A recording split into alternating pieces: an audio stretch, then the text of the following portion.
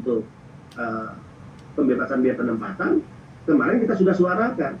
Kalau Hong Kong mau menaikkan gaji para pekerja migran kita, satu, ya, gaji kita naikkan, yang pekerja rumah tangga, penata laksana, plus Hong Kong harus mengeluarkan aturan pembeda gaji antara yang X dan yang baru. Masa gaji yang X, yang sudah lama kerja di Hong Kong, yang pengalamannya tidak perlu lagi diragukan, kok sama dengan yang baru? Ini kan nggak adil, saya katakan. Nah, kalau dia mau menaikkan gaji, tentu kita hitung ya, nanti PMI-nya merasa ini cukup nggak, besar nggak nih. Kalau dia mau menaikkan gaji, kemudian juga menaikkan gaji pembeda antara yang lama dan baru, mungkin kita bisa pertimbangkan tentang pembebasan biaya penempatan apakah berlaku atau tidak. Gitu. Nah, tapi terkait aturan itu, ya kan kita serahkan kemarin pemberi kerja, kemudian karena pemberi kerja waktu itu suasana COVID, mereka mengatakan, Pak, kalau ini Bapak paksakan sekarang, ini 2 tahun lalu ya, kan kita juga lagi COVID, ekonomi para pemberi kerja juga lagi ada masalah. Ya, ancamannya berarti yang dikhawatirkan tidak ada penempatan kan gitu kan. Nah, kalau tidak penempatan kan kasihan juga PMI. Oke, kita keluarkan keputusan yang menjadi exit strategi. Oke, kalau kemarin di Perban 09 2020 kita serahkan kepada pemberi kerja, tapi karena situasi COVID mereka tidak mau menerima para pekerja karena ekonomi mereka belum pulih. Kalau itu terjadi maka tidak ada penempatan, maka akan mengancam ribuan bahkan puluhan ribu pekerja tidak bisa berangkat, termasuk ke Hong Kong, ke Taiwan, ke negara-negara Asia, ya misalnya. Oke, kita tarik dulu keputusan ini, tapi exit strateginya adalah biaya penempatan kembali kepada PMI, tapi KPK 212 mengatur dirembes oleh pemberi kerja. Rembesnya kan bisa macam-macam, bisa setelah kontrak selesai dia rembes, ya, atau setelah tiba di Hong Kong misalnya, setelah ekonominya pulih dirembes oleh pemberi kerja.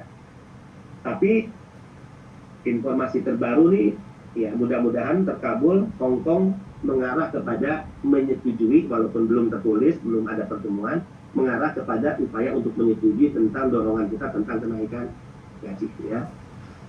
Nah, berbagai kebijakan sebagai terobosan kita lakukan terus menerus, upaya tata kelola penempatan, pelindungan terus kita perkuat ya di lapangan, karena mimpi saya adalah seperti Pak Jokowi katakan, Mas, kalau pelepasan PMI itu coba seperti pelepasan kontingen Olimpiade, pelepasan kontingen SEA Games, kan sekarang perlakuannya begitu ya. Nah oke, sekarang masuk ke pertanyaan awal lah ya. Saya ini asli dari Bandung, Jawa Barat. Nakal di masa saya studi SMA, ya saya tertinggal 2 tahun, akhirnya saya dibuang oleh orang tua ke Sulawesi Utara. Sulawesi Utara kenapa menjadi pilihan tempat pembuangan saya? Karena di sana ada kakak saya nikah dengan orang Manado yang saat tahun saya dibuang ke Manado, beliau menjadi camat di salah satu kecamatan Kabupaten Talaut, kabupaten yang berbatasan dengan Filipina. Ya. Nah, saya dibawa oleh orang tua saya, seorang ibu, bukan diantar oleh kakak laki-laki, oleh seorang bapak, tapi ibu. Ya, saya naik Tambuna 5 hari 5 malam di Tanjung Priuk. Bayangkan, kita nggak mampu naik pesawat, kita tidak mampu juga sewa kamar milik ABK, kita hanya tidur bersentikan di Selasar, lalu lalang orang yang ada di kapal Tambuna. Kemudian saya ditampung 1 bulan di keluarga dari ipar atau dari kakak ipar saya. Kemudian saya dibawa lagi satu malam dengan kapal kayu ya. Waktu itu masih kapal kayu ke Talaut.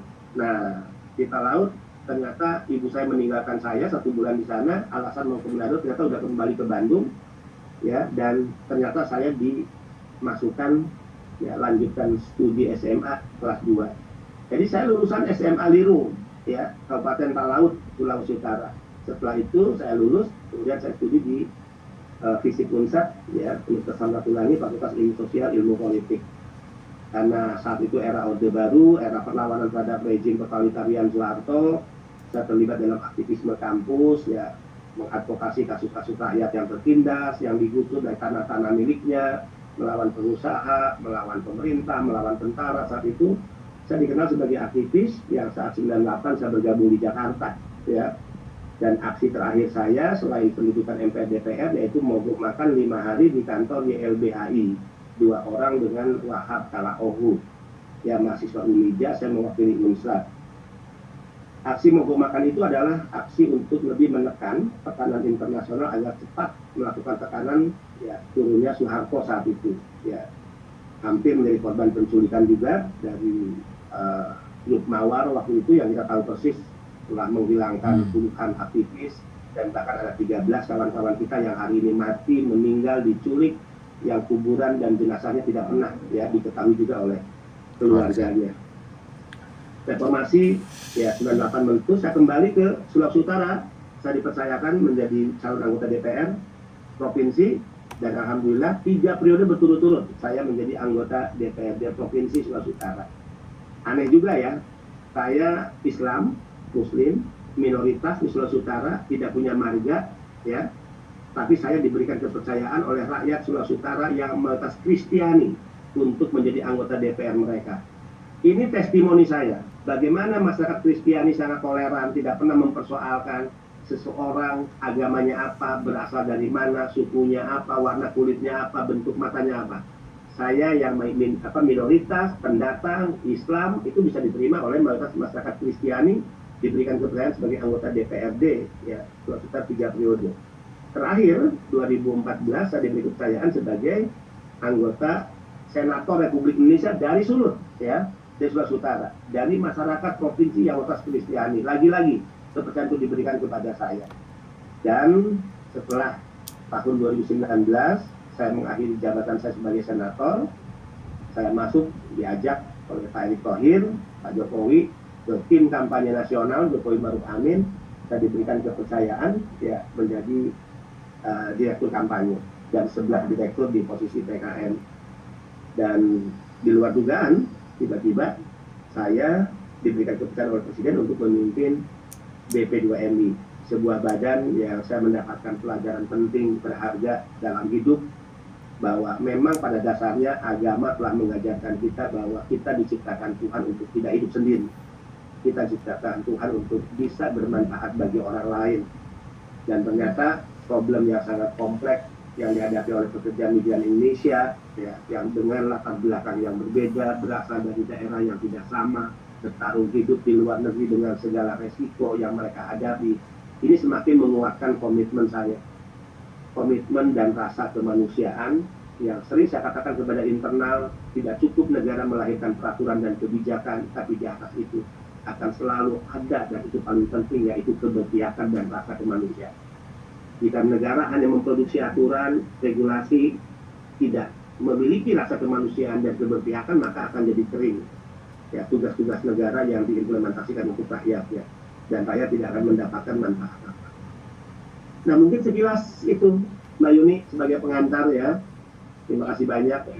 Ya, dan pertama kali saya sangat senang sekali karena mungkin banyak sekali teman-teman kita, karena teman-teman kita itu sukanya satset ya Pak ya. Tapi saya sekali lagi, karena kita belum kenal Bapak, kenapa saya mempertanyakan misi dan tujuan Bapak untuk hadir di Hong Kong sini. Bapak sudah berhasil nih tentang Taiwan. Targetnya itu Hong Kong apa Pak? Kan setelah dijelaskan semuanya nih. Karena saya sudah tidak bekerja di agent lagi, tapi perkembangannya masih sama aja Pak. Dimana saya dengarkan itu ada yang 3.200, ini berdasarkan data saya, potongan 3.200 itu masih berlaku Bapak.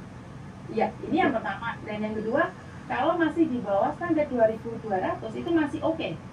Ya, tapi ini yang 3.000 Bapak. Saya sama Mas Sandro, karena saya pribadi punya grup overcharging Bapak. Jadi saya bisa memberikan data itu pada Bapak, dan jika Bapak bersedia, saya bisa masukkan salah satu staf Bapak untuk menangani tentang overcharging. Oke. Nah, jadi ini yang pertama tentang overcharging. Dan yang kedua tentang kebijakan yang Bapak katakan tentang pinjaman itu, saya sebagai TKW Hongkong, bahkan beberapa curhatan itu kita tidak pernah mendengarkan ada yang punya pinjaman. Karena saya sebenarnya ada masalah Bapak, di mana satu orang sudah hamil 6 bulan itu bisa terbang ke sini karena terbelit ekonomi dan sudah melahirkan di Hong Kong. Kerja 3 bulan dan di Hong Kong melahirkan kemarin Bapak, 2 minggu yang lalu. Ini yang kedua. Yang ketiga, banyak sekali terjadi sakit biaya sendiri. Saya tahu dari pihak KJRI sudah menghubungi. Pada faktanya Yuli itu menanyakan uang pada saya, notabene saya bukan siapa-siapanya dia. Tapi karena agensi bilang tidak punya uang, majikan bilang tidak punya uang, dan saya punya uang donasi dari saudara-saudara, maka saya akan keluarkan dulu. Tapi saya tetap akan menuntut pada majikannya untuk mengembalikan pada saya. Karena ini saya pinjamkan karena saya ingin Yuli melakukan CT scan. Nah, dari kejadian-kejadian seperti ini, karena saya butuh tindakan Bapak. Kalau saya sama Mas Sandro, karena ya minim Bapak, karena saya bangga Bapak mau bergabung dengan kami. Kami juga senang nih. Kalau seperti ini, saya punya masalah ini dibawa kemana gitu loh. Ya, betul. Oke. Ada lagi yang disampaikan? Saya jawab dulu ya. Pak Benny dulu yang itu. Oke. Ya.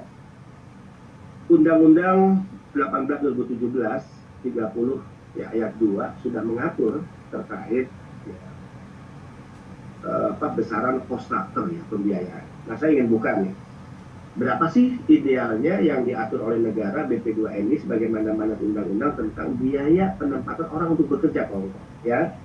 Nah, ini yang tadi kalau pembebasan biaya penempatan tadi berlaku normal, tidak ada COVID, maka ini kan zero ya, tidak ada pembayaran.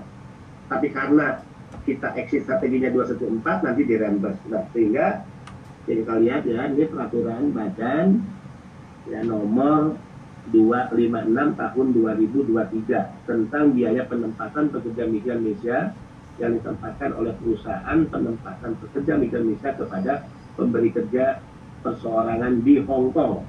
Komponen biaya, besaran biaya penempatan pekerja migran Indonesia ya. Satu misalnya pemeriksaan kesehatan. Pemeriksaan kesehatan itu berapa besar? 670.000. Apakah angka ini maunya BP2MI? Nggak bisa. Berdasar keterangan di sini ada nih, berdasar ya Peraturan Menteri Kesehatan nomor 26 tahun 2015 ya. Jadi BP2MI itu diberi mandat undang-undang mengatur, tapi tidak boleh semaunya dia. Bahkan transaksi pembayarannya tidak ada sesen pun melalui BP2MI, nggak boleh. Misalnya kesehatan, ya bayar di sana, di medical check up ya. Medical check up-nya mana? Ya sesuai nama-nama rumah sakit yang sudah mendapatkan izin dari Menteri Kesehatan. Kedua, pemeriksaan psikologi, ya psikotes 550.000. Berdasar apa? Berdasar ya surat dari Kepala Pusat Pengembangan Kompetensi Aparatur Sipil Negara Kementerian Kesehatan nomor sekian.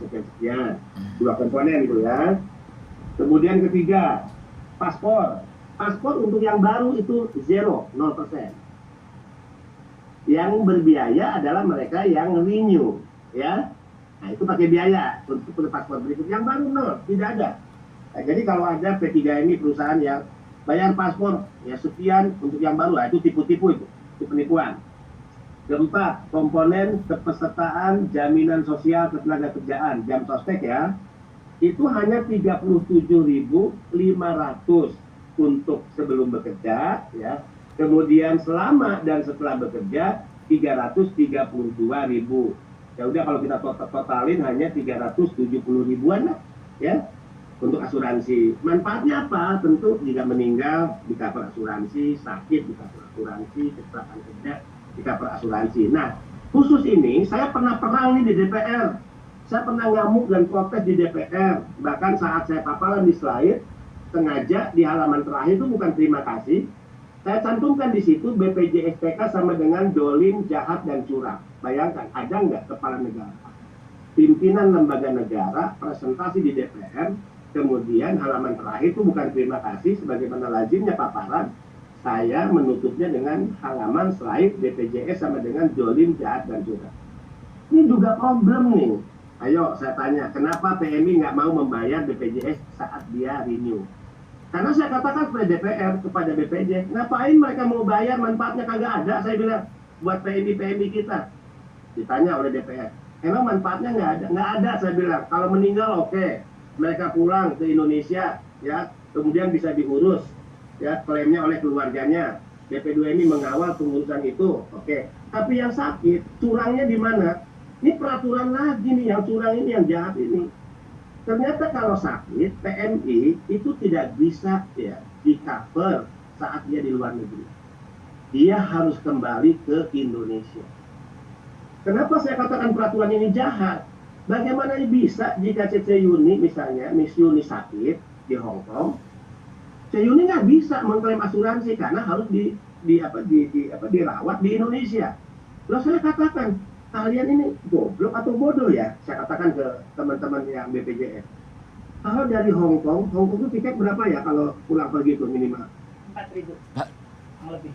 6.000 rupiah? 8 juta atau 10 juta, 9-10 juta. PP ya. PP. Coba bayangkan Miss Yuni, Bung Sandro, orang di Hong Kong PMI kita sakit karena tidak bisa di-cover di luar negeri, harus dalam negeri, dia keluarkan uang 10 juta untuk datang ke Indonesia agar dia dirawat. Padahal mungkin biaya perawatan hanya 5 juta. Ya nomboklah 5 juta saya katakan. Jadi kalian membuat aturan yang dolim dan jahat kepada PMI dan jangan-jangan orientasi kalian hanya mencari untung dari PMI. Buka lagi datanya. Coba Pak Yana buka data per hari. Saya buka nih. Uang PMI yang sudah masuk ke BPJS itu kurang lebih ya Pak Yana 546 miliar, catat nih. 546 miliar uang PMI yang masuk ke BPJS. Oke, yang klaim asuransinya baru berapa Pak Yana? 28 miliar. Coba. Sehingga saya berani mengatakan BPJS untung banyak nih. Masuk ke dia 546 miliar, yang di-cover ke PMI 28 miliar. Dia sempat berdalih sama saya begini, itu kan artinya bagus Pak, nggak ada PMI yang sakit ya, nggak ada PMI yang di-cover. Saya bilang bukan begitu, itu omong kosong. Lo jelas-jelas aturannya tertulis, jika sakit hanya bisa dilayani di dalam negeri. Itu kan akal-akalan, saya bilang tipu-tipu tuh. Nah, kadang-kadang kan saya itu kalau emosi ya asal jeplak aja lah. Ya. Kadang-kadang dengan orang-orang model begitu kan kita nggak bisa lagi bicara halus, bicara santun-santun tuh nggak bisa lagi. Nah, saya lanjutkan ya tadi kalau saya dicatat ya. Bisa kerja untuk Hong Kong itu 230 ya Hong Kong dolar. Ini apakah BP2MI yang menentukan? Enggak, BP2MI berdasarkan ketentuan Immigration Department of the Hong Kong Special Administration Region. Jadi aturan mereka. 4 ya. 5. 6 apalagi? Transportasi dalam negeri. Pulau Jawa 500.000 ya dalam negeri. Kemudian luar Jawa 2 juta ya. Kita ambil tertinggi ya. Ini kan memang nggak ada patokan, tapi kita ambil tertinggi.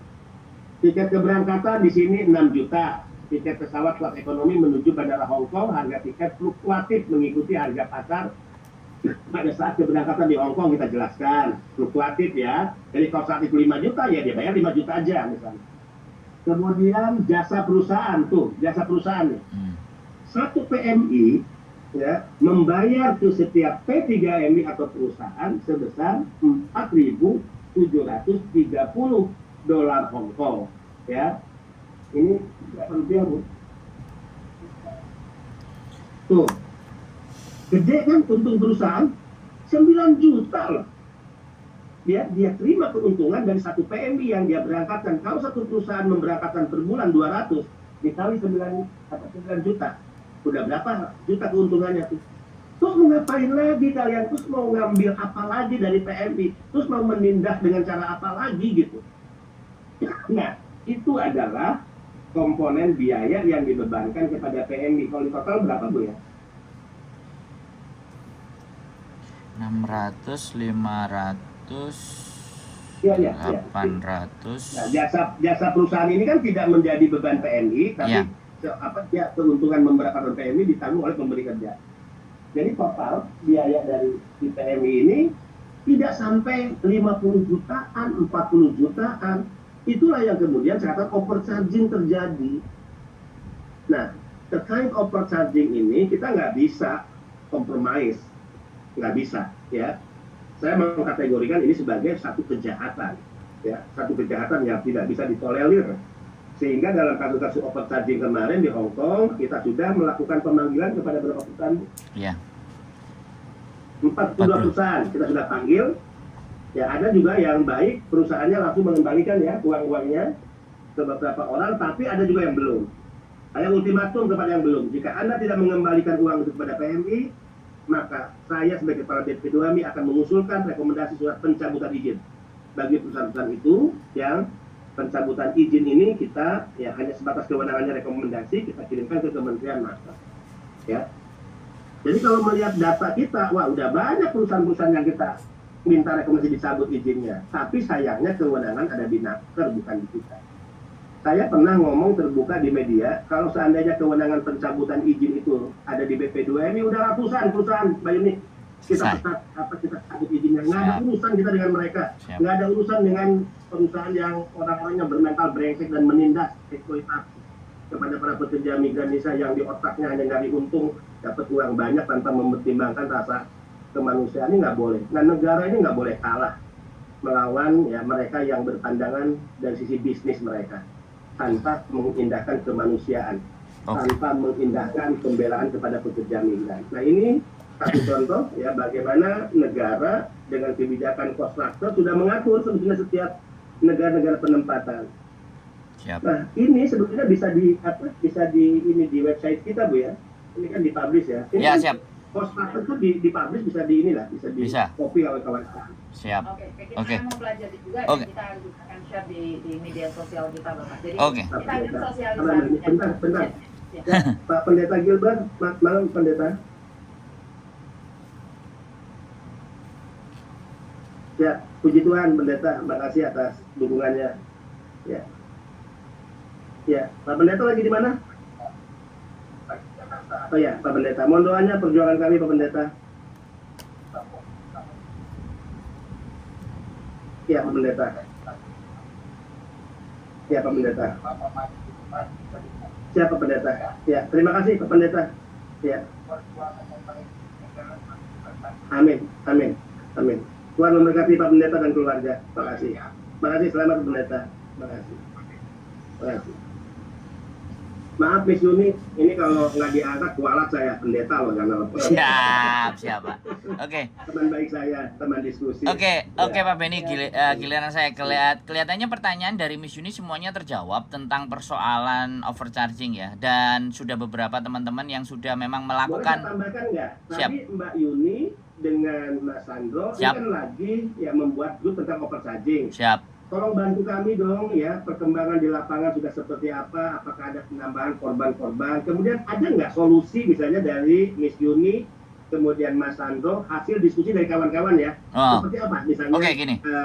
exit strategi atau fungsi yang paling cepat dan baiknya ya, Oke. tolong sampaikan pada Betul. Jadi itu sudah beberapa kali teman-teman datang ke saya, terus akhirnya beberapa orang sudah mediasi. Dan yang sudah disebutkan sama Pak Benny bahwa 42 perusahaan yang disebut, berapa korbannya itu kan ada di live-nya, saya juga lihat.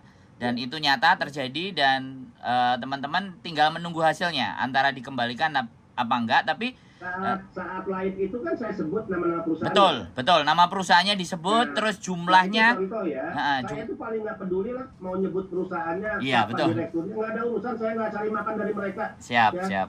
Yang memberi makan saya negara dan uang negara itu bersumber dari para PMI. Siap. Sehingga posisi saya membela PMI, bukan membela pengusaha-pengusaha brengsek, nggak ada urusan saya. Oke. Jadi itu sudah sangat tegas dan beberapa yang mediasi sempat di konten saya juga ada dan sampai detik ini mereka belum telepon lagi ke saya. Berarti saya berarti itu perbaikan benar. Karena kalau dia masih mengeluh kan dia telepon lagi. Gimana ini kan seperti itu. Nah, yang sekarang ingin saya sampaikan adalah di sini kan agent di Hong Kong, kemudian PT di Indonesia. Ini kan kalau agent di Hong Kong itu pasti di bawah naungannya KJRI. Agent yang diberikan izin, yang diberikan bahwa ada anak bisa terbang nanti bisa merekomendasikan akhirnya imigrasi Hong Kong itu memberikan kan itu dari KJRI. Nah, kemudian PT. Nah, ini PT. Kalau PT tadi Bapak Benny bilang bahwa itu dari Naker ya, dari Ketenagaan Kerja yang memberikan izin. Nah, ketika Pak Benny berjuang, itu kan pasti harus sinkron kepada sama badan-badan tersebut kan. Dengan Nakernya harus ada sinkron bahwa PT ini melakukan ABCD bla bla bla bla, korbannya sekian-sekian. Nah, kemudian di KJRI pun datanya teman-teman kan juga sudah masuk.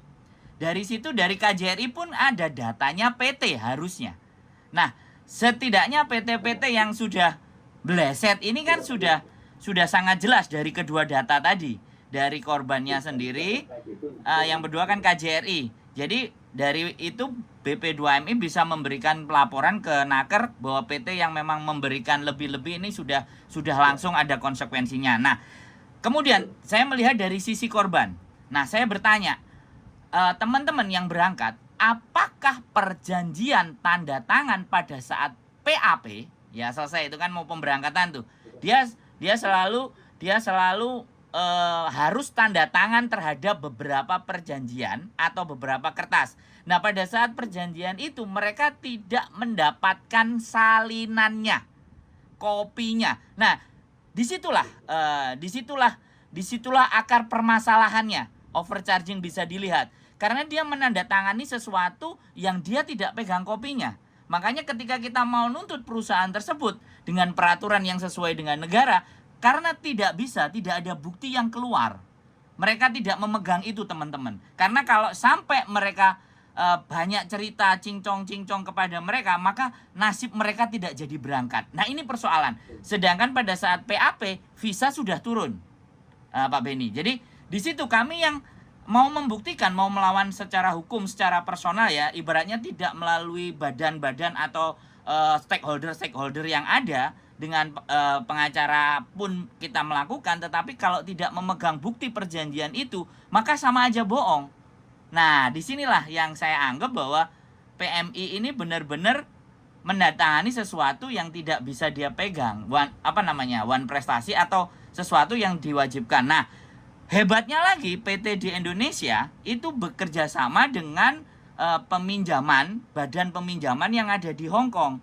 Jadi kontraknya itu tertulis atas nama si PMI, alamatnya di tempatnya majikan. Otomatis kalau mereka tidak membayar, surat tagihan datang ke majikan. Nah, di situ majikan yang akan berusaha, kamu ngapain begini-begini, kan saya sudah bayar ABCD bla bla bla bla. Nah, dianggapnya PMI-nya ini yang berhutang, bermasalah. Sedangkan orang-orang Hong Kong tidak tahu peraturan Indonesia yang biaya penempatan dan semuanya tadi sekitar ya 1.600 kalau normal. Ini prakteknya aja ya, saya pikir undang-undang saya akan lebih ribet menyampaikannya. 1.600 dikali 6 itu sekitar 9.000 sekian lah, nggak sampai 10.000. Kalau itu teman-teman masih bisa bayar, tapi kalau melebihi dari angka tersebut otomatis melanggar peraturan. Nah, disitulah kami sangat kesulitan untuk bisa membuktikan, karena surat perjanjian yang tanda tangani teman-teman itu tidak sampai ke mereka. Jadi mereka itu melakukan hal di mana dia nggak ngerti perjanjian harus ini. Di situ panjang kali lebarnya ada beberapa lembar, dan setiap HP atau apapun, rekaman atau apapun yang ketika sudah masuk ke PT dan mau berangkat itu dilarang keras untuk teman-teman dapat. Dan satu tambahan lagi bahwa mereka dipaksa tanda tangan plus di video sama salah satu oknum PT. Nah, saya itu mendapatkan beberapa anak yang tidak membayar potongan, diancam video tersebut akan disebarkan dan menyatakan bahwa dia pinjam uang. Masih ada videonya, Pak. Nah, jadi ini mungkin kita akan kumpulkan lagi banyak sekali video-video yang ditekankan oleh PT. Jadi PT itu mengambil video. Oh, mereka punya utang, ya saya Yunia Darwati punya utang 19 juta pada PT AAA. Jadi itu sangat nyata sekali ya Bapak. Oke. Jadi itu yang pertama. Yang kedua berikutnya kan pada saat silakan minum Pak, monggo. Jadi saya semangat sekali ini soalnya. Jadi yang kedua adalah pada saat kemudian mereka membayar ke PT karena tanda tangan tidak bisa, otomatis ketakutan mereka. Orang baru datang aja yang sudah lama itu masih sangat mungkin bisa break kontrak atau mentalnya bisa jatuh, bisa down, apalagi dia potongannya 6 bulan. Nah, yang pertama itu. Nah, yang kedua, PT kembali lagi, PT itu tidak berpromosi. Jadi PT itu menggunakan yang disebut sebagai PL atau bangsa kita paham lah, calo namanya. Nah, karena di dalam undang-undang negara kita bahwa menyita dokumen pribadi, KTP, KK, akte dan semuanya itu kan tidak diperbolehkan. Otomatis kalau PT sudah kena larangan itu kan artinya, nah, data dokumen tadi yang megang orang calo dan calo meminta bagian. Dari situlah mengembangnya potongan. Jadi dari PT memberikan ke calo tersebut ngembang dapat. Jadi PT-nya tidak, sampai detik ini saya yang hanya bisa melihat PT yang masih promosi ada di Indonesia itu ada beberapa yang di sosial media, tapi nggak semua. Yang paling gencar ya Parko Laut. Saya sebutkan juga di sini ya, karena memang mereka gencar promosi dan ada beberapa PT yang kebetulan pemiliknya ada di Hong Kong. Nah, dari situ Pak, makanya kami Parko Laut itu berbayar nggak? Zero cost. Jadi kalau jadi karena konsisten ya. Ya konsisten. Makanya saya sebut sering menyampaikan ke saya zero cost, dan tentu kalau PMI bisa memperkuat ya yang mereka sampaikan kepada kami, ya berarti kami ya clear ya. Clear, siap. Jadi di situ makanya perjuangan kami terhenti hanya gara-gara tidak memegang bukti perjanjian yang ditandatangani teman-teman. Kalau Jadi benar nanti Parko Laut itu zero cost ya. Siap. Ya, kita BP2MI nggak akan ragu untuk ikut kampanye. Ya, betul. Pekerja udah berangkat lewat Parko Laut, di sana zero cost, nggak ada pinjaman, nggak ada potongan. Nggak salah kok kalau kita kampanye untuk hal yang faktanya baik kok. Siap. Itu Pak. Jadi itu yang pertama. Jadi yang berikutnya lagi yaitu tadi kita tidak bisa membuktikan karena tidak ada perjanjian, karena PT banyak sekali yang tersebar. Dan itu keluhan yang dirasakan sama teman-teman yang sejak zaman dahulu kala, overcharging itu selalu menjadi bahan yang luar biasa karena memang itu awalan masuk ya. Jadi seperti itu sih Pak. Kami jadi yang mungkin ya solusi yang ingin kami sampaikan adalah peraturan Indonesia itu kita translate ke dalam bahasa Inggris dan bisa diberikan kepada majikan setiap mau kontrak. Nah ini pastinya kan yang harus dikasih kan agent, untuk dikasihkan ke majikan, terlepas itu mau dibaca atau tidak. Peraturan dari negara kita kan seharusnya mereka juga tahu walaupun dia ada di negara sana bahwa ini peraturan ini sebenarnya buat CC-nya agar tidak dipalakin dengan pinjaman tadi yang belum kelar. Jadi di translate ke bahasa Kantonis dan majikan tahu bahwa mengambil mbak-mbak itu peraturan di Indonesia seperti ini. Nah itu kan kembali lagi tugasnya dari KJRI. Saya nggak ngerti nih di BP2MI dan KJRI ini fungsi koordinasinya saya tidak paham. Jadi seperti itu, tapi saya sangat terima kasih. Itu Pak Beni, bagaimana selanjutnya? Sudah. Oke, dari saya jawab satu persatu ya. Siap. Di sini Pak Sandro, pertama perjanjian kerja sebetulnya saat PMI ya diverifikasi dokumennya, salah satunya kan perjanjian kerja. Nah bisa aja kan ini akal-akalan lah, dikasih dulu kepada si PMI ya untuk diverifikasi oleh BP2M, setelah itu diambil lagi kan. Siap. Oke, ini masukan yang baik nih ya. Nah inilah yang saya anggap pentingnya kita sering komunikasi, agar saya selalu katakan saya tidak akan hanya mau mendengar laporan bawahan saya ya. Kita sudah cukup pengalaman 32 tahun lalu, birokrasi yes man, birokrasi yes boss, birokrasi yes man, birokrasi yes boss. Siap. Otentik, original itu adalah lapangan. Yes. Lapangan itu berarti para pekerja migran. Nah ini saya baru tahu nih, ternyata banyak pekerja kita yang perjanjian kerjanya dia tidak pegang. Yes. Siap. Padahal yang dimaksud dengan perjanjian kerja itu kan melibatkan kedua belah pihak. Betul. Maka kalau kedua belah pihak dua-dua harus memegang perjanjian kerja. Siap. Oke, ya. Kalau perlu jadi 3 rangkap nanti, ya. 1 rangkap ke BP2MI distorkan untuk itu masuk dalam sistem kita kan gitu. Siap. Sekali-kali kan kita bisa buka nih filenya, kan gitu ya. Siap. Oke, filenya apa? Jangan-jangan si PMI hilang. Jangan-jangan yang dipegang PMI udah dihilangin. Siap. Ya, kalau akal bulus kan bisa terjadi. Siap. Oleh sindikat saya. Siap. Kalau perlu kita usulin 3 nanti. Nah ini akan kita usulkan kepada Naker.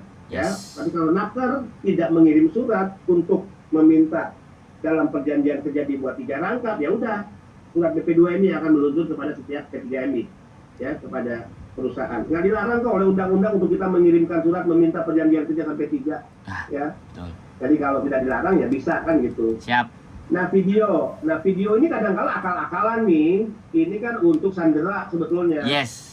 Ya, saya juga akan minta tidak perlu ada rekaman-rekaman video yang kita udah tahu kok ini akal bulus kok, ya, seolah-olah si PMI-nya ikhlas meminjam, kan gitu ya. Ya, Dan ini video menjadi alat agar jika ada gugatan hukum, betul. ternyata bisa mematahkan gugatan hukum, kan gitu ya. Ini Betul. penting nih. Oke, kita akan coba kirimkan surat. Poin keduanya adalah tidak ada video-videoan si PMI dalam hal dia peminjaman. Karena kalau dia meminjamkan uang kepada PMI, apalagi menggunakan lembaga keuangan asing, itu juga salah. Nah, Negara sudah menyiapkan pinjaman kok.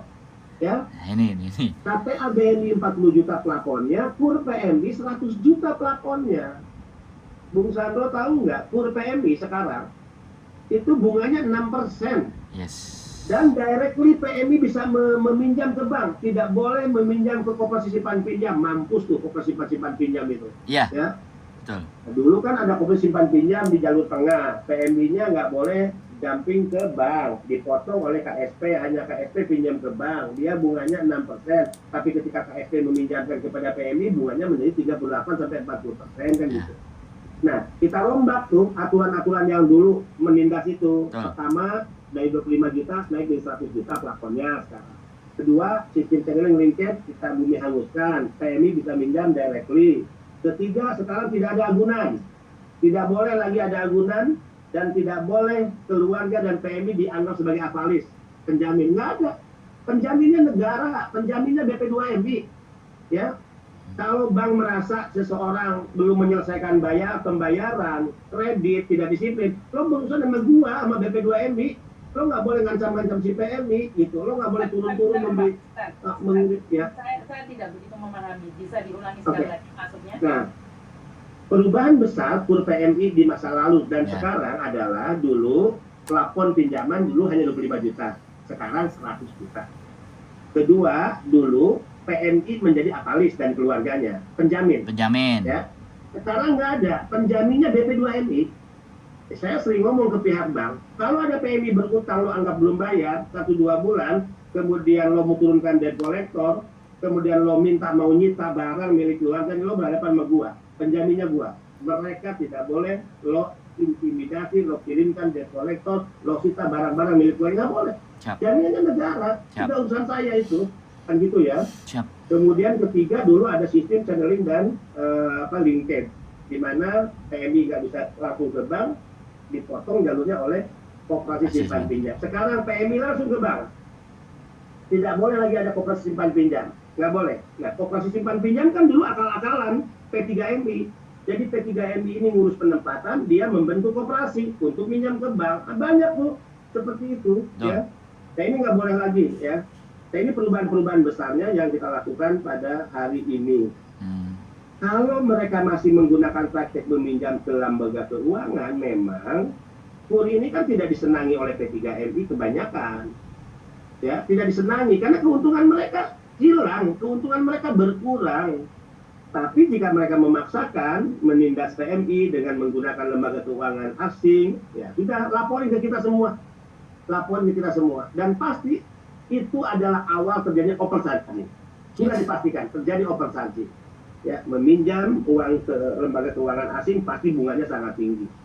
Jadi tolong dilaporkan ke kita. Kemudian penyitaan dokumen nggak boleh. Laporkan ke kami perusahaan-perusahaan mana yang melakukan penyitaan dokumen kepada para pekerja migran Indonesia.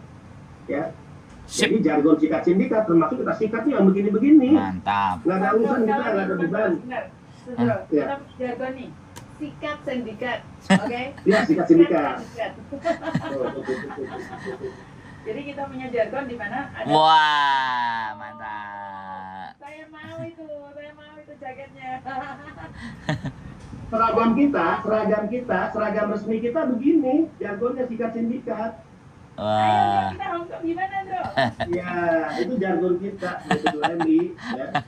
Oke. Siap. Jadi ini sepertinya bukan hanya omong doang ya Bapak ya. Dan Ya. sepertinya sudah terbukti di Taiwan. Kita nunggu Hongkong. pelaksanaannya secara nyata di Hongkong. Ya kita kan Ya. tidak mau dibanding-bandingkan Bapak. Jadi Ya. kita akan membuktikan saja omongan Bapak dan kita tunggu seperti apa. Ya. Ada beberapa orang yang melaporkan pada saya bahwa uangnya dikembalikan. Oh ya. Saya tetap percaya dan tidak, dan saya akan mencari bukti-bukti yang lain bahwa Ya.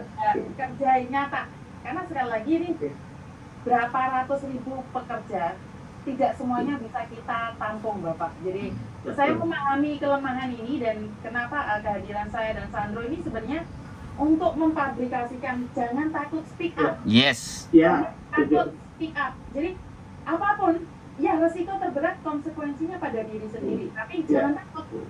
Kalau kita takut, besok mereka akan mengancam teman-teman yang berikutnya. Jadi kalau memang tidak mampu, lupakan. Tapi kalau kalian berani, ya seperti yang Bapak katakan, sikap sindikat. Wah. Setuju sekali dengan kata tersebut. Luar biasa. Tambahan info ya, tambahan info dalam 3 tahun kepemimpinan saya ini sudah 129 perusahaan yang dicabut izinnya. Ya. Oke. Mantap. Tahun 2020 126 perusahaan. Tahun 2021 karena situasi Covid tidak ada penempatan ya. Kemudian tahun 2022 1 P3MI, 1 perusahaan, dan 2023 2 P3MI. Nah, kalau laporan-laporan overcharging tadi masuk, mereka tidak mengembalikan uang, berarti usulan dan rekomendasi pencabutan izin untuk tahun 2023 ya, mudah-mudahan dikabulkan oleh Naker, pasti akan bertambah angkanya untuk P3MI yang akan dicabut izinnya. Iya, ini terbukti Pak. Ada di lapangan pun ada beberapa yang memang sekarang proses agak sedikit lebih sulit dan potongan semakin turun. Jadi yang ada di lapangan itu sekarang memotong 2.300 saja itu masih berpikir. Jadi 2.000. Nah, ini perkembangan yang luar biasa. Ini benar. Ini yang terbaru ya. Ya, ini yang disampaikan sama Pak Benny benar ini. Nah, karena kan kita di bawah. Nah, kita kan di bawah nih. Jadi kan kita dengerin curhatan mereka nih. Kita sangat di bawah benar apa yang mereka rasakan, apa yang mereka keluhkan. Nah, 2.300 itu udah maksimal mereka mengeluarkan. Jadi yang lebih tinggi lagi sudah tidak ada, apalagi setelah kemarin habis live. Nah, cuman permasalahan berikutnya adalah ini Pak. Nah, itu tadi saya anggap bahwa sudah sangat luar biasa perkembangan untuk overcharging. Sudah ada perbaikan. Nah, yang berikutnya ini yang lebih banyak lagi persoalan adalah teman-teman itu datanya banyak yang berbeda. Nah, di sini. Nah, terkadang kita ketika dikeluhkan di Indonesia cari uang susah, jualan pentol sehari kalau nggak hujan dapat 50.000, kalau hujan cuma dapat 10.000, 12.000. Kalau kita dari bawah terus dikeluhin kayak gitu itu kan kadang-kadang berpikir kan Pak, bahwa apa yang bisa tak perbuat gitu loh. Melihat mereka pingin proses karena dulu mantan ex Hongkong tapi berjuang kembali lagi ternyata tidak bisa bertahan lagi terus kepingin balik lagi. Nah, data mereka tidak sama, ada tahun yang dituakan, tanggal dituakan. Nah, mau tidak mau PT juga pasti berpikir keras untuk bisa memberangkatkan teman-teman. PT-nya, jadi PT kalau memberangkatkan pastinya ada sesuatu hal ke Disnaker. Bagaimana lobby-lobbynya PT? Tolong dong ini dicoba begini dan begitu, tolong supaya ini diloloskan dan akhirnya mereka berangkat. Nah, itu kan pasti tambahan biaya lagi. Tapi setidaknya tidak terlalu besar ketika sudah ada platform dari BP2MI bahwa 1.600 dikali 6. Nah, oke lah naik menjadi 2.000 atau 2.300 maksimal teman-teman masih bisa terima di angka tersebut. Tapi ketika sudah 2.500, 600 sampai 3.000 itu kan sudah keterlaluan sekali. Nah, masalah-masalah teman-teman yang berbeda data ini ya sekali lagi tidak semua. Jadi mungkin dari jumlah PMI itu tidak lebih dari sekitar 20 sampai 30%-nya datanya tidak sama. Dan supaya mereka masih bisa menghidupi keluarganya dengan bekerja lagi ke luar negeri, kira-kira solusinya bagaimana dan seperti apa menurut Bapak? Karena saya rasa berapapun yang datang ke Hongkong ini, uangnya pastinya dikirim ke Indonesia 95% buat keluarganya. Jadi ini kan benar-benar perekonomian Indonesia itu juga dari sini juga ada gitu. Kontribusinya ke negara itu bukan nggak ada gitu Pak. Maksud saya jadi perbedaan data. Mas Sandro, sebenarnya Bapak tahu tidak dengan data ganda yang kami maksudkan sebelum Bapak menjelaskan lebih detail lagi? Enggak, data di Indonesia saja, enggak data di Indonesia aja. Yang kita karena maksudnya data ganda yang ada di Indonesia. Bagaimanapun data ganda yang ada di Indonesia di Hongkong itu tidak ada bedanya loh. Jadi karena mereka dulu tahunnya lahir dituakan atau dimudahkan atau diapakan, kan itu yang menjadikan mereka menjadi data ganda. Oke, kita tunggu. Benar nggak? Jadi nama mereka berubah. Sekarang sudah tidak berangkat lagi. Jadi ini yang harus Bapak, mungkin ini masih baru untuk di Indonesia. Di Hong Kongnya sudah ada perbaikan dan sudah ada pelunakan. Nih di Indonesia kan belum ada nih yang data ganda bisa dilunakkan secara langsung. Yang melunakkan kan semuanya PT, dan PT meminta uang. Uang tekanannya pada Kembali ke teman-teman. Ke teman-teman. Dan itu pemerintah belum pernah menyentuh sama sekali tentang data ganda. Padahal data ganda yang membuat itu Indonesia, bukan Hong Kong. Yang membuat PT. Yang membuat PT. Yang memberangkatkan pertama di awal. Siap. Siap, Pak. Oke. Siap. Ini jujur ya, Siap. informasi ini baru pertama ya saya terima nih. Siap. Dan saya bersyukur ya. Saya tuh nggak pernah loh 3 tahun mendapatkan informasi dari bawahan saya. Saya kan kalau ngomong pahit-pahitan gini nih. Siap. Staf saya ada di belakang nih 2 direktur. Siap. Saya nggak pernah mendapatkan informasi bahwa ada data ganda. Yang saya tahu terkait paspor tidak mungkin ada data ganda ya karena berbasis ya P1 NIK gitu kan yang membuat imigrasi ya itu kewenangan mereka gitu kan. Siap. Nah ternyata tadi di Hong Kong begitu banyak, di sana ada sistem pelunakan. Nah bagaimana dengan Indonesia? Oke, ini menjadi catatan saya. Siap. Untuk saya nanti selain dibantu oleh Miss Yuni dan juga Bung Sandro, Siap. ayo dong ya berapa banyak yang terdetek di Hong Kong mereka yang data ganda tersebut. Oke. Kita compare nih, kalau dari tim kami kita compare ke imigrasi, kita akan undang imigrasi. Ini kenapa sampai muncul data ganda? Apakah kesengajaan, apakah permainan, ataukah kegelapan, kan gitu ya? Siap, siap. Itu. Kalau ini permainan, ya ini kecurangan, sikat, kan gitu. Kalau ini kehilapan, yuk, ayo dong kita perbaiki sama-sama. Kan ini data penting loh bagi para pekerja migran Indonesia. Kesohihan data itu adalah bagian akurasi bagi sebuah perlindungan. Kalau data tidak sahih, tidak valid, bagaimana negara memberikan perlindungan, gitu. Ya, maka kan menjadi omong kosong dengan perlindungan. Tolong dibantu terkait data ganda ini ya, Nah. Miss Yuni ya. Oke. Terus PMI-nya ajak melapor, Siap. PMI-nya ajak melapor tentang data Nah, Bapak, karena ini ada beberapa masalah yang dimana dari, sorry saya nyebutkan Kak Jerry, dimana sudah nyata-nyata nih ada amendmentnya buat paspor di Hong Kong pun nggak bisa kalau nggak ada KTP. Padahal saya rasa Kak Jerry sudah tahu nih kalau banyak sekali dari TKW kita itu kelahirannya nih, kayak saya nih sebenarnya kelahiran saya itu 90, tapi karena saya ingin jadi pembantu di Hong Kong, saya berubah jadi 80. Itu Ya, artinya ada amendment. Dan untuk melakukan berarti patut dicurigai kesengajaan dong ya. Ya, jadi oke, Miss Yuni, itu bukan Bapak. Itu saya adalah PT. Pak, aku buat Saya jadi tidak bisa bekerja kalau tidak umurnya seperti itu. Oke. Jadi Bentar, Mas Andro. Itu yang pertama tentang umur ya. Tapi yang sering terjadi adalah nama diganti, Bapak. Mungkin Bapak ini pertama kali juga mendengar. Jadi nama saya itu Markona. Nama saya itu Markona dulunya, karena saya datang ke Hong Kong pada tahun 2002. Saya di Interminit bekerja di Hong Kong cuma 6 bulan. Saya pulang ke Indonesia, akhirnya saya masuk PT lagi. Saya diganti atas nama Yuni. Oke? Dan datang lagi ke Hong Kong, otomatis sidik sari saya ini akan diketahui oleh pihak Hong Kong.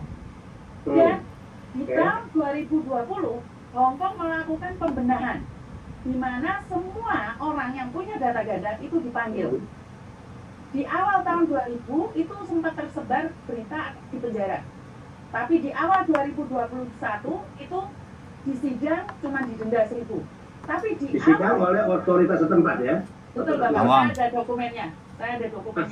Sikap KJRI atas masalah ini seperti apa? jangan kita nggak bisa jawab itu Pak. Yang menjawab mereka yang ada di sana Pak. Kita tidak bisa menjawab untuk hal. Kan warga negara Indonesia dilindungi, masa dibiarin udah masalah. Boleh tanyakan sama Mbak yang bagaimana mereka mengadu. Kita sadar diri, sadar posisi dan sadar rai kita Pak. Kita siapa? Yang pertama itu. Saya pernah mencoba untuk berbicara dan ingin berbicara, tapi saya seperti sudah sudah bahwa tidak akan ada pejabat yang mau ngobrol sama kita. Yes. Karena saya sendiri tahu sadar rai, sadar posisi. Jadi saya tidak berani menanyakan itu.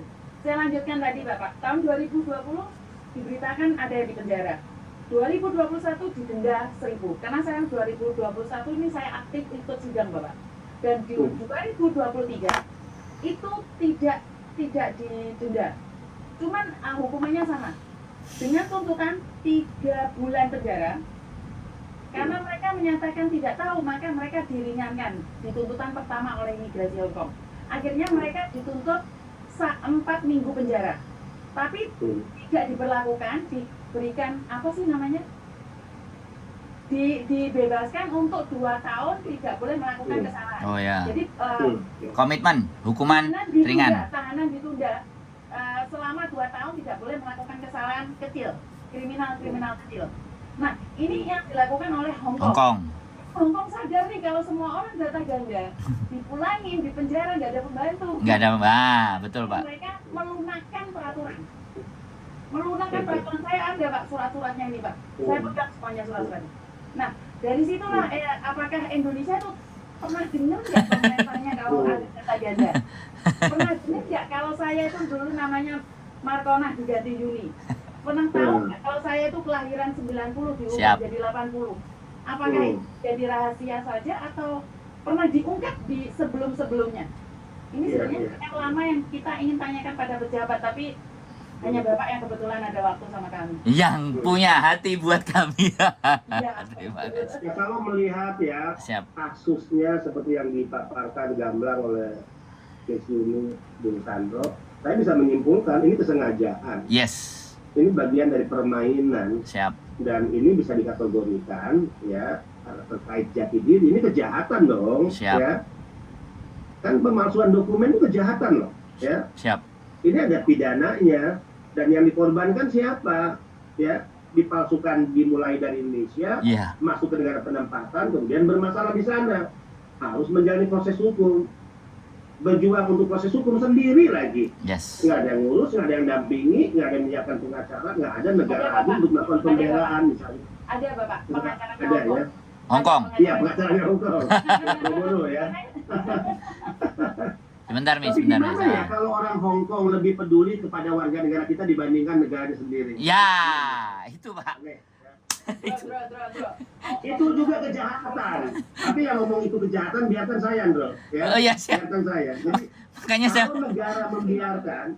kalau negara membiarkan anak bangsanya diadili di negara lain tanpa hadir negara hukum pembelaan, itu adalah kejahatan. Biar yang ngomong ini saya, jangan Miss Yuni, jangan jangan Bung Sandro. Siap. Itu kejahatan negara. Siap. Nah, ini menarik. Besok kebetulan saya punya jadwal dengan Pak Yuda ketemu ya, Direktur LRI dan Dirjen Protokol. Kita ada ketemuan nih besok.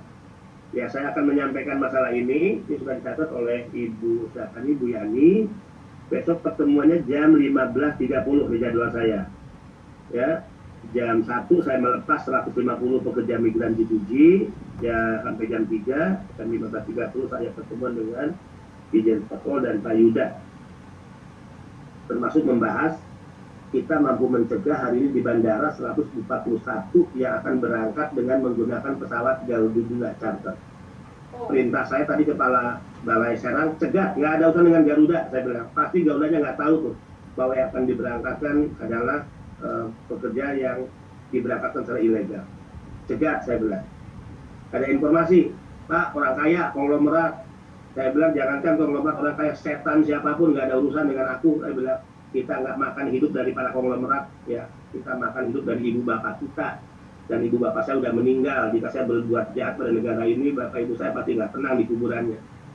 Nah, besok saya ingin sampaikan ke Pak Yuda. Pak Yuda, kita ini kan udah berapa kali nih jaga ke Kamboja misalnya. Ya. Tapi jangan-jangan mereka diberangkatkan lagi. Terus gimana nih? Ayo deh menghadap presiden lagi sama ibu Menlu. Nah, itu tadi saya guyotin Pak Yuda. Siap. Ayo, yang kita lawan ini orang-orang besar, orang kaya. Masa negara ini kalah sama bajingan-bajingan itu? Saya bilang, enggak lah. Nah, besok kita ketemu, saya sampaikan juga ya masalah ini ya. Siap, terima kasih Gitu. Bapak. Oke, ada yang lainnya? Saya rasa itu, Miss. Sementara karena Bapak mulai tadi sudah ada di jalan dan kita sudah 1 jam lebih, Bapak, saya sangat appreciate sekali, saya pribadi, karena ini pertama kali dalam sejarah hidup saya di mana seorang pejabat mau meluangkan waktu yang katanya cuma sebentar saja dan ternyata mau menjelaskan sampai bilang sikat sindikat. Ini jargon yang kita tidak pernah dapatkan ya Indro ya. Siap. Harus dapat dong. Hari ini kita ada. Seragam kita. Oke, kita bisa ambil itu seragamnya Indro. Jadi kita bisa bareng-bareng. Coba kalau ketik di Google ya, kalau ketik di Google sikat sindikat yang keluar BP2MI loh, bukan Mabes Polri, bukan penegak hukum yang lain, bukan BP2MI. Mantap, terima kasih. Mantap ini. Jadi kami merasa bangga. Mungkin untuk saat ini kami masih belum merasakan secara langsung kehadiran Bapak, tapi saya yakin dan percaya saat Bapak hadir memberikan kekuatan pada kami dan kami memiliki rasa percaya diri bahwa di belakang kami itu ada seorang Bapak yang sanggup dan siap berperang bersama kami Yes. menghadapi sindikat-sindikat yang sengaja menjatuhkan nama kami, menjatuhkan nama Bapak juga, menjatuhkan harkat dan martabat kami. Yes. Jadi kami merasa sekarang ini pede di jalan. Kalau ada orang macam-macam sama kita, sikat sindikat. Siap. Sindikat, jangan takut. Siap, siap. Jadi Kalau ada masalah di lapangan, viralkan, viral is justice. wah, siap Pak, siap. Kasih mampu mereka. Oke cukup. Sementara waktu seperti itu Bapak. Ya, Nanti dari saya mungkin ini, Miss Boleh. Yuni dan juga Mas Andro. Boleh, Pak. Mudah-mudahan kunjungan saya ke Hongkong jadi Siap. bantu kami nanti ya. Kami akan ada satu pertemuan dengan para agensi di sana. wah ini keren ini Pak. Dan udah ada nih beberapa P3MI yang mau, Pak kami ikut dong pertemuan. Enggak, saya bilang pertemuan itu enggak mau saya ada satu P3MI pun. Kalau perwakilan PMI yang hadir, jadi segitiga nih, saya mewakili BP2MI, lembaga negara, agensi di sana, atau asosiasinya, plus perwakilan PMI, oke, jadi segitiga nih. Siap. Tanpa agensi Indonesia. Siap. Ya, tanpa agensi Pak, Indonesia. tapi kok saya sudah ada bocoran nih, ada beberapa agen nanyain saya, emangnya Juni mau ketemu sama Labor Indonesia? Saya tanya loh. Nggak tahu. Siapa? Ya. Oh, sudah bocor. Soalnya kalau agensi Indonesia ikut ke sana, jangan-jangan si asosiasi agensi di sana udah diberikan masukan-masukan harus ngomong ini, ngomong itu, Iya. Betul Pak. Oke. Siap. Kemudian yang Nah. kedua, Bapak benar-benar orang lapangan ya Pak ya? Sebenarnya. Bapak memang Iya. orang lapangan. Nah, pertemuan dengan PMI-nya itu di mana, Miss Yuni, kita ingin lakukan di mana pertemuan sama PMI-nya. Tadi kan sama agensi, pasti di ruangan ya, dengan asosiasi. Tapi saya nggak mau pertemuan itu mengundang kecurigaan, saya nggak mau. Hidup ini saya sering sampaikan kepada jajaran. Hidup ini jangan kita habiskan hanya untuk mengklarifikasi isu rumor kita. Hidup kita untuk kerja. Siap. Nah, jangan beri ruang orang untuk curiga, saya katakan. Nah, pertemuan kita dengan agensi di sana, saya ingin ada pihak lain yang hadir, dan bukan P3MI Indonesia, tapi pimpinan atau tokoh-tokoh PMI di Hongkong. Bisa. Yang harus hadir mendengarkan dan terlibat langsung dalam Bisa. pertemuan. Nah, untuk pertemuan dengan PMI-nya di mana tuh baiknya? Di sini. Saya sama Mas Andro sempat berbicara bahwa kita akan mengadakan di Victoria Hari Minggu pastinya ya? Pasti. Hari Minggu ya? Victoria Park. Jadi di tempat umum Bapak kita akan menyediakan tenda dan juga Podium. tempatnya, dan saya sempat berkomunikasi dengan Mas Andro bahwa Bapak itu tidak mau memandang rendah TKW, makanya siapapun, PMI, maka dari itu kita akan duduk sama, mungkin Bapak ada di panggung, tapi mbak-mbaknya itu ada di kursi. Jadi saya panggung pun saya paling nggak suka panggung tinggi. Panggung itu enggak, paling enggak, tinggi kita enggak 40 cm, 30 cm aja. Iya, 30 segitu. cm aja panggungnya. kita nggak tinggi. Iya. Segitu Pak. Ya, segini. Tinggal aja hanya membedakan, kelihatan Nah, aja. jadi karena kita akan lebih terlihat, bukan karena kita ingin tertinggi, tapi kita akan Betul. lebih terlihat. Jadi Kalau panggung tinggi itu untuk raja, Ya. zaman kerajaan. iya. Jadi kita juga akan menanyakan sewa kursinya seperti apa dan bagaimana. Kita Oke, dibantu lagi ya. berkoordinasi Bapak. Jadi memang tujuan kita dari awal adalah apa ya? Mensosialisasikan yang Bapak canangkan. Ya. Jadi, kalau kita nggak paham apa yang Bapak canangkan, bagaimana kita tahu nih? Oke. BPJS apa, P3 Ya. apa, ini apa, ini apa, kita nggak tahu. Karena Ya, sekali betul. lagi masyarakat kita yang di luar negeri itu bukan lulusan yang tinggi Bapak, ada yang cuma lulusan SD atau Boleh sewa LED nggak di sana? LED? Bisa. Bisa nggak ada tempat? Enggak. LED-nya mungkin tingginya 4 meter, kemudian panjangnya 8 meter, atau lah itu. Bisa. Bentar Miss Yuni, aku tak ngomong dulu. Jadi Pak Benny boleh meminta kira-kira hal apa yang dibutuhkan di sana, yang kira-kira untuk menjelaskan. Kita dikasih rundown dan segala sesuatunya. Nanti coba kita akan adaptasikan ruangan atau kita adaptasikan Victoria Park-nya seperti apa. Kalau sewa kan di Hong Kong semuanya memang ada. Cuman kembali lagi nanti setelah kita temukan sesuai dengan spek yang diinginkan dari Bapak. Nah, kita satu ya, untuk panggung kedepannya cukuplah 4 meter panjangnya ya, Siap. katakan 10 meter ya. Kemudian kebutuhan LED berarti sesuai dengan panjang panggung kan. Siap. Kalau nggak 10 ya 8 lah panjangnya ya. Nah, karena selain sosialisasi ya tentu karena ini hal yang 1 tahun pun belum tentu, ya saya ingin mempersembahkan jika ada hiburan lah untuk para PMI selain sosialisasi ya. Siap. Yang paling penting.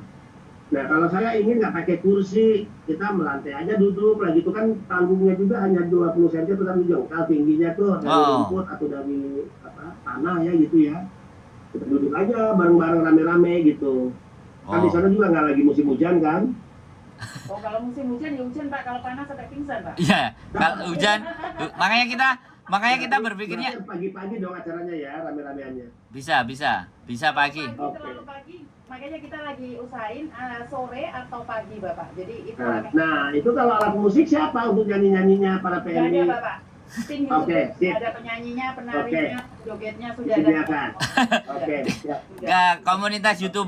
Komunitas YouTuber punya musik Oyeh, live streaming musik Oyeh. Nanti kita bisa nanti nyanyi Bapak mau nyanyi kita iringi juga bisa Pak, nggak ada masalah itu. Nah, ini saya perkenalkan nanti kontak personnya dengan Bu Yani. Ini Bu Yani. Siap. Beliau direktur tadi saya sudah perkenalkan dan yang akan juga ikut mendampingi saya ya. Nanti bisa dicatat nomornya Bu berapa? Iya, boleh. Nomornya? Nomor 08 471 Oh 571 790 4030. Saya ulang ya. 08571 790 4030. Ya. Siap, terima kasih. Dan nomor Ibu terpublikasi secara langsung dan tidak langsung. Kalau Ibu tidak bisa tidur, boleh cari mereka. Ibu siapa namanya Bu? Ibu Diani. Ibu Diani. Oke. Sekarang saya pantau. Saya bilang jangan kalian menganggap kepala badan udah tidur loh. Saya intip mana WA yang masih aktif kan ketahuan loh. Jadi mereka nggak boleh tidur di sebelum masuk jam 2 pagi. Waduh Pak. Kejam sekali Pak, jangan Pak. Jadi Pak, karena stamina itu butuh juga. Jadi saya akan melaporkan juga Ibu. Jadi jangan sampai jam 2 Bu, karena paginya saya tugas. Siap. Stamina Pak. Jadi kadang-kadang sampai jam 2, kadang-kadang jam 10 juga bisa tidur Bu. Jangan difokus. Jadi ini adalah satu kebahagiaan saya pribadi. Pejabat negara mau membagikan nomornya di pabrik, dan saya sangat paham bahwa tidak semua bisa tercakup karena saya sendiri aja bukan siapa-siapa. Ribuan SMS Bu ke saya, jadi saya sadar karena saya sendiri bukan public figure ataupun pejabat ya. Tapi kalau boleh cek ini, ada 11.254 SMS yang belum bisa saya jawab, dan termasuk miss call ya Bu ya. Oke. Miss call-nya itu satu hari itu 100 sampai 200 miss call. Sudah hampir dibilang call center. Ini bagian dari call center aduan-aduan teman-teman. Jadi seperti itu. Jadi yang gaji saya YouTube Pak. Nah, secara Mas Sandro, siap. banyak cara Tuhan Yes. untuk menggunakan seseorang sebagai alatnya. Siap. Mudah-mudahan Mas Sandro dan Mbak Yuni sebagai alat Tuhan yang akan Tuhan membantu. Siap. Amin. Semoga kita semua diberkati Tuhan dan kita semua bisa menjadi satu Bapak, dan seperti jargonnya Bapak, kita akan punya jargon juga di mana sikat sindikat buat kita juga. Jadi kita akan, kalau bisa kita buat jaket Bro, masa kalah sama yang sana Bro. Siap. Bisa. Ya. Aku bawain nanti jaketnya. Terima kasih. Siap. Gitu ya aku mau Bro. Aku nunggu Bapak ngomong. Oke, sudah. Oke. Jadi itu aja dari kami Bapak, saya sangat appreciate seperti yang saya katakan tadi. orang baik akan berkumpul dengan orang baik, dan semoga Terima kita kasih. adalah orang-orang baik tersebut. Dan kalau ada kata-kata dari kami, Mas Andro dan juga tim, karena sebenarnya masih banyak sekali pertanyaan dan mereka menyarankan tiap seminggu sekali kita berbicara satu sama lain. Dan kalau ada kata-kata yang salah, saya minta maaf, dan wassalamualaikum warahmatullahi wabarakatuh. Waalaikumsalam, Tuhan memberkati kita semua. Sehat selalu, Miss Yuni, Mas Siap. Andro, dan seluruh pekerja migran Indonesia. Yes. Selalu tetap optimis dan Yes. tetap menjadi Indonesia. Siap. Siap, merdeka. Saya langsung pamit, terima kasih. J, Ya. matur sembah nuwun, terima kasih. Langsung rapat kita nih. Ya, ya, siap. Lanjut. Ya, terima kasih, terima Iya. kasih. Oke. Terima kasih. Yuk. Oke, Mas Andro, kita lanjutkan lagi. Ini adalah sesuatu yang sangat bagus sekali ya Mas Andro. Mungkin tidak banyak yang tahu atau bahkan tidak banyak yang paham dengan misi yang ada. Ini adalah kekuatan dari Mbak Neti ya Mas Andro ya. Bisa dibilang kekuatan Mbak Neti. Jadi apa yang terjadi hari ini, saya ucapkan banyak-banyak terima kasih sekali buat Mbak Neti yang selalu Buat teman-teman. kita. Buat teman-teman semuanya, nanti bingung kalau ada yang namanya Neti. Semua buat Oh, teman-teman. bukan Neti ya, bukan ya, teman-teman semuanya. Ya, teman-teman. I love you full buat kalian, dan kita tunggu aja, dan kita sudah sarankan sama Pak Benny bahwa hari Minggu kita akan ketemuan. Dan sebenarnya saya ini lagi di-inboxin beberapa agent yang nanyain, kamu akan ketemuan sama pegawai Indonesia ya, padahal saya sendiri tidak tahu yang dimaksud adalah Pak Benny. Miss, jangan-jangan kamu orangnya agent juga ya? Sepertinya dulu iya, Mas. Sepertinya dulu ya. Tapi sekarang saya bukan. Ini kan gaji yang saya nggak mau. Karena saya sudah bersyukur dan alhamdulillah dapat gaji dari YouTube. Jadi Oke. saya lebih fleksibel, lebih satset. Iya. Dan ada puspa keluar perang. Gitu, Iya. Jadi Oke. tidak ada yang bisa melakukan sesuatu. Dan terima kasih buat teman-teman yang selalu berpesan, hati-hati Miss Yuni ntar dideportasi. Kalau saya Lanjut. Jadi saya mungkin tidak kalau dideportasi karena saya permanen di sini. Tapi kalau saya dilabrak sama Pak Tony mungkin. Itu yang membuat saya takut sebenarnya.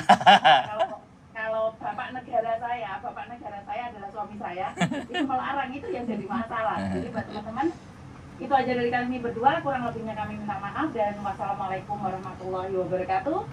Berkat Tuhan mengalir atas hidup kita semua. Semoga semua makhluk hidup bahagia, dan terima kasih. Bye-bye.